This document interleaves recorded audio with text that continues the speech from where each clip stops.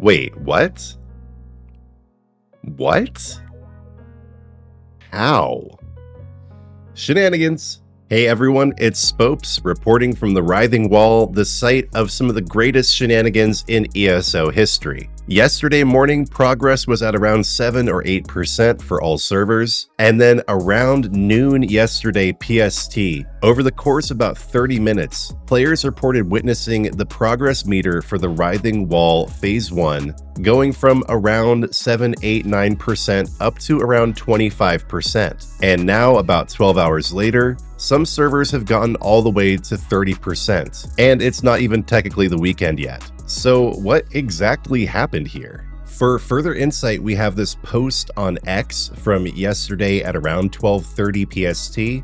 We've heard your feedback regarding the rate of progress for the Writhing Wall event. I think you guys missed the H there. And in evaluating the numbers, have decided to ease the needed thresholds across all servers so that players feel their efforts are more rewarded. That adjustment has now been made, and percentage to completion for Phase 1 has been increased across all servers. Each server's progress is independent, and the threshold reduction was applied evenly across all servers. This is a new event type for ESO, and we appreciate your continued feedback as we work to make sure it's an enjoyable and rewarding experience. Alright, so first of all, I'm pleased with this. When you break it all down, this was my main issue with the event. My expectations were not met. That's for sure. I was thinking this is going to be a lot more exciting than it is. And I totally understand all the feedback I've gotten regarding the drop rates being low. I especially understand the feedback about just the event itself being kind of a letdown.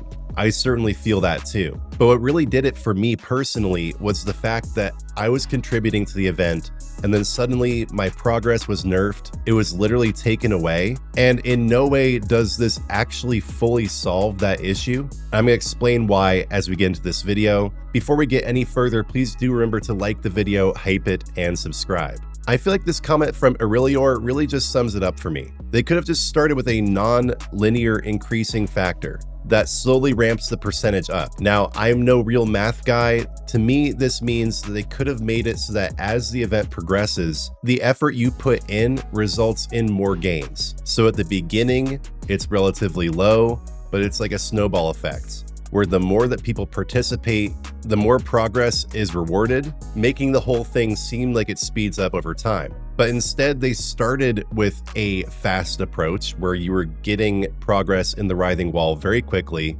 then they nerfed it, and then they took it back. Now, don't get me wrong, again, I am pleased by this change. I have already been engaging with this event more than I was before. Now that there's a feeling, like a tangible feeling, that I'm actually contributing something. But that doesn't solve the optics and communications issues here, where just in general, ZOS is again positioning themselves as an out-of-touch developer.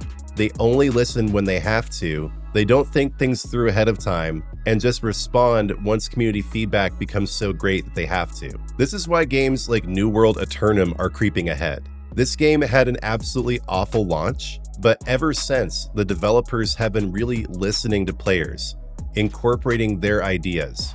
There is a good rapport that is growing between the developers of New World, Amazon Game Studios, and the player base. On the other hand, since the launch of the game, it seems like there's been a disconnect between the developers of ESO, ZeniMax Online Studios, and their players. This has shown up multiple times through bad communication, through poor implementation of changes, ignoring backlash until it becomes too great to ignore. As someone who absolutely loves ESO and is praying for the success of the game, well, as one of my commenters said, the hand writhing is on the wall. As I mentioned in my last video, ESO is too great to be destroyed by one bad event. It's like the 2008 banking crisis. It is too good to fail. But the more the developers bank on that, the fact that there are so many role-playing and housing enthusiasts, the more that they just know that the game is going to succeed no matter what, the less their feet will be held to the fire, and the lazier their approaches to these kinds of problems will be. Now, I also did mention in my last video that this event is not a good representation of what the new leadership team at ZOS is capable of. They've been playing musical chairs a lot over there recently. There have been a lot of shakeups. This event was put together by the old guard. It doesn't represent what ESO can do in the future. But I am really hoping that the new leadership team is watching this all unfold and taking notes as to what they're going to do differently in the future. So yeah, let's see in the game what the progress is now at. 29.3% here on PSNA. While when I logged in yesterday around this time, I think the progress was at like 7.8%. That is a huge jump in 24 hours time. It really makes players feel like their contributions are arbitrary, that the game is rigged, so to speak, that phase 1 will simply end when the developers want it to.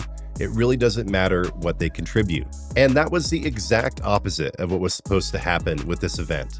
It was supposed to be an all hands on deck kind of event where everyone works together to make sure they get it done, competing against other servers. Time is really of the essence here.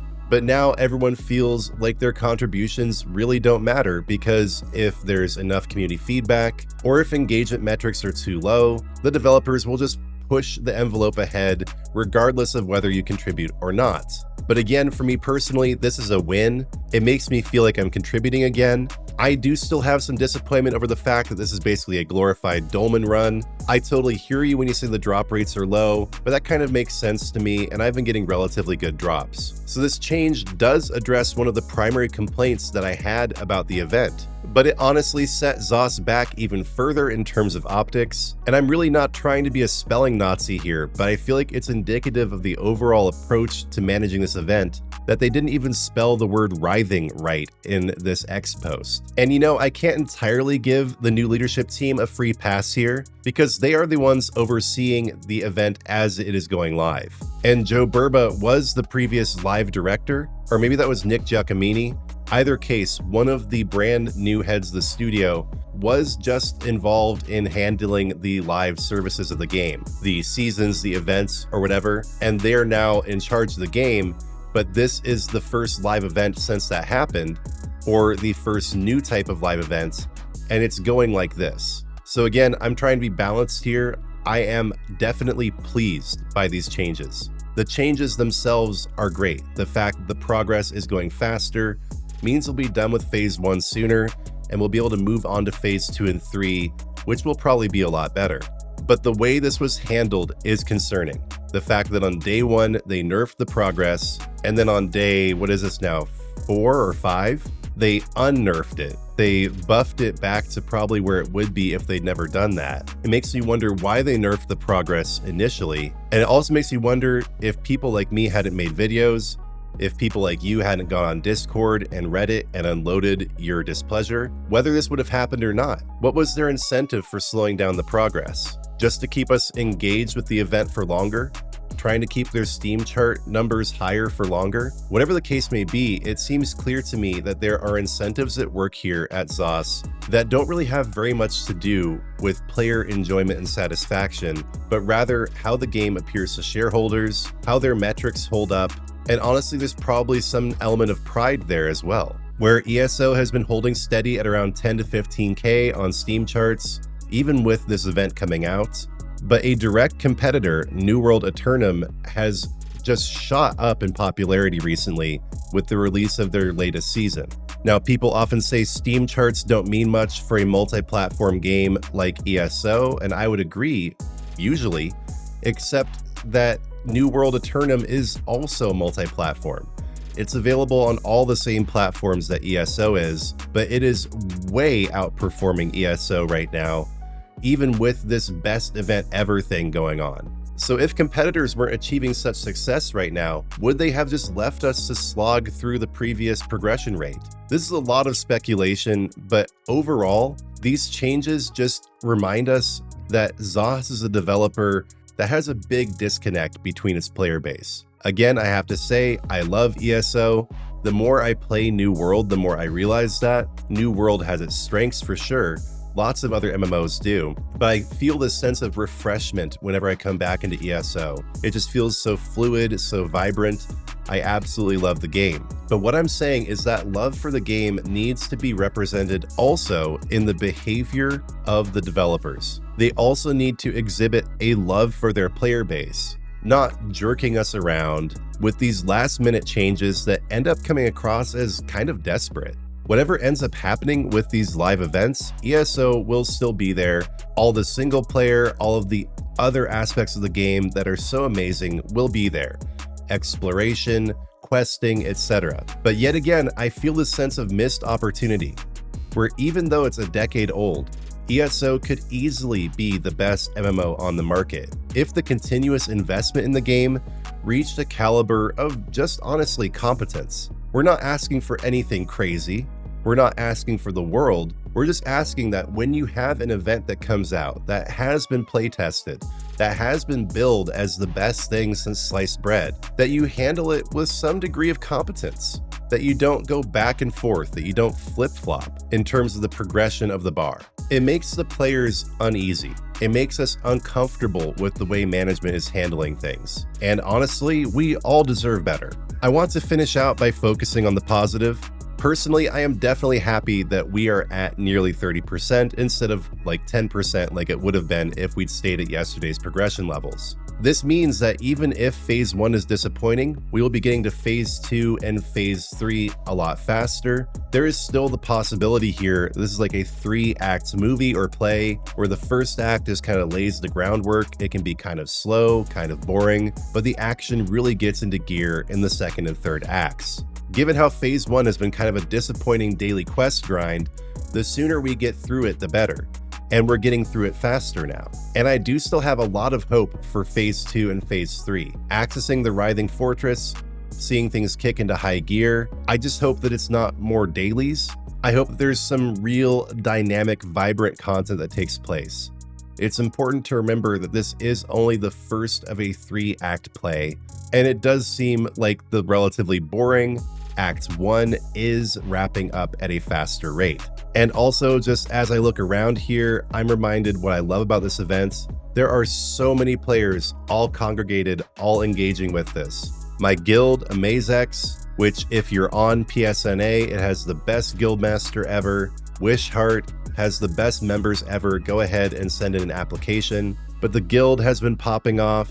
This area is just filled with people with their cool outfits and mounts, reminding me of all the beauty of the game, all the amazing aesthetic virtues of ESO. I do love the event overall, and I love it even more now that these changes have taken place. But at the same time, I have to be objective and say that it could have been handled so much better, and I really call upon ZOS to handle it better in Phase 2 and Phase 3. Those are my thoughts on the matter. I just wanted to mainly bring you the news that the progression bar has been buffed, so if you stop participating, you might want to jump back in. Now there's actually some meaning to your participation. If you do appreciate my perspective, I'm trying to be as balanced as possible. Please do like the video, hype it, and subscribe. Leave your comments whether you agree with what I'm saying here or not. Let's keep this discussion going, and I'd really appreciate your support by joining the Spopes Army as a member, dropping me a super thanks in the comments, and or heading over to spopesector.com to pick up some merch. Lord, I give you all glory for the video.